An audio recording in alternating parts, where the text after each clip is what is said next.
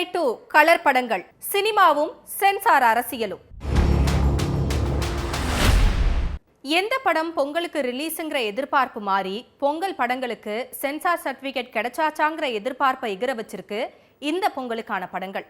விஜயின் ஜனநாயகன், சிவகார்த்திகேயன் நடிச்ச பராசக்தின்னு 2 படங்கள் தான் பொங்கல் பரிசா சினிமா ரசிகர்களுக்கு காத்திருந்துச்சு. ஆனா இப்ப 2 படங்களுக்குமே சென்சார் சர்டிபிகேட் கிடைக்கிறதுல சிக்கல் ஏற்பட்டிருக்கு. ஜனவரி 9ஆம் தேதி ரிலீஸ் ஆகும்னு அறிவிக்கப்பட்டிருந்த ஜனநாயகனோட ரிலீஸ் தேதியை தள்ளி வச்சிருக்கிற நிலையில 10ஆம் தேதி ரிலீஸ் ஆகும்னு சொல்லப்பட்டிருந்த பராசக்திக்கும் இந்த நிமிஷம் வரைக்கும் சென்சார் சான்றிதழ் வரலங்கிறதும் கவனம் பெற்றிருக்கு. திரைப்பட தணிக்கை குழுன்னு சொல்லப்படுற சென்சார் போர்டில் மத்திய அரசால நியமிக்கப்பட்ட அதிகாரிகள் நிரந்தர உறுப்பினர்களாகவும் இலக்கியம், கலைத்துறை, சமூக ஆர்வலர்கள்னு அப்பப்போ துறையோட தற்காலிக உறுப்பினர்களாகவும் நியமிக்கப்படுறாங்க. இந்த குழுவில் 12லேருந்து 25 பேர் வரைக்கும் இருப்பாங்க.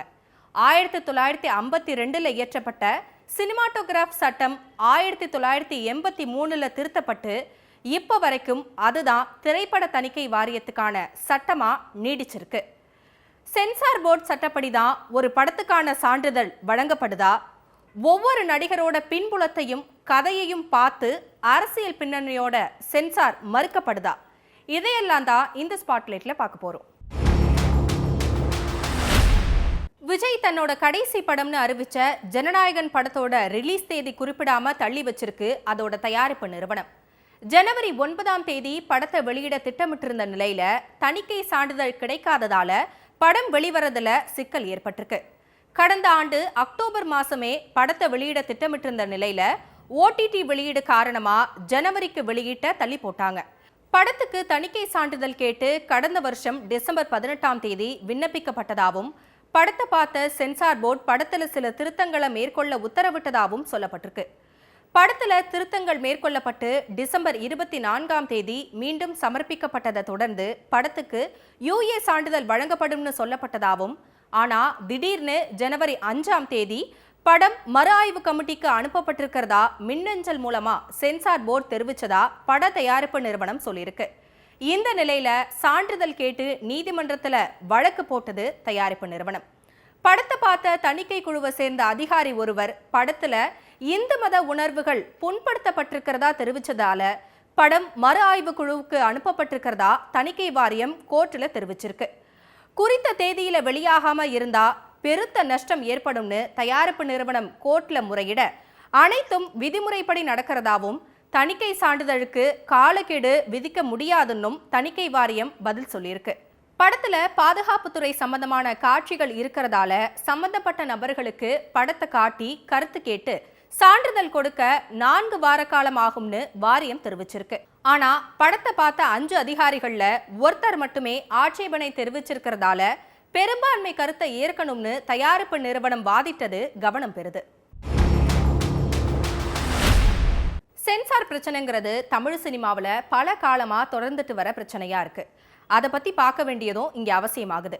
குறிப்பா அரசியல் ரீதியா ஒரு படம் தடை செய்யப்படுதுங்கிற குற்றச்சாட்டு இப்போ எழுந்திருக்கிற நிலையில அரசியல் வசனங்களை மட்டுமே தன் கதாபாத்திரங்கள்ல பேசின மறைந்த நடிகர் சோ நடித்த படங்கள்ல ஒரே ஒரு படம் மட்டும்தான் கடுமையான சென்சார் பிரச்சனைகளை எதிர்கொண்டுச்சு.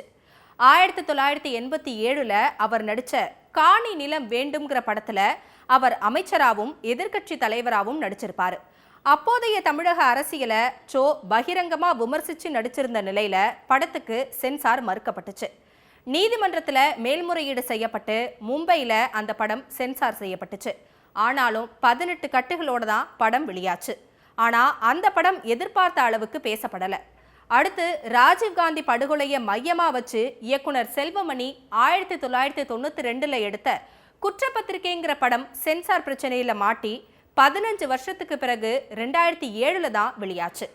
பாரதி ராஜா இயக்கி தயாரிச்ச வேதம் புதிதுங்கிற படமும் பெரிய அளவுல சென்சார் பிரச்சனைகளை சந்திச்சது. என்ன காரணம்னு சொல்லாமலேயே படம் சென்சார் குழுவால நிராகரிக்கப்பட யாரோ சிலரை சந்திச்சு அவங்கள சமாதானப்படுத்துங்க, படத்துக்கு சர்டிபிகேட் தரோம்னு பாரதி ராஜா கிட்ட அப்போ இருந்த அதிகாரிகள் சொன்னதா பரபரப்பு ஏற்பட என் படத்துக்கு சர்டிபிகேட் தரலன்னா சென்சார் போர்டு ஆபீஸுக்கு முன்னால பட சுருளை கொளுத்தி போராட்டம் நடத்துவேன்னு ஆவேசம் காட்டினாரு பாரதி ராஜா.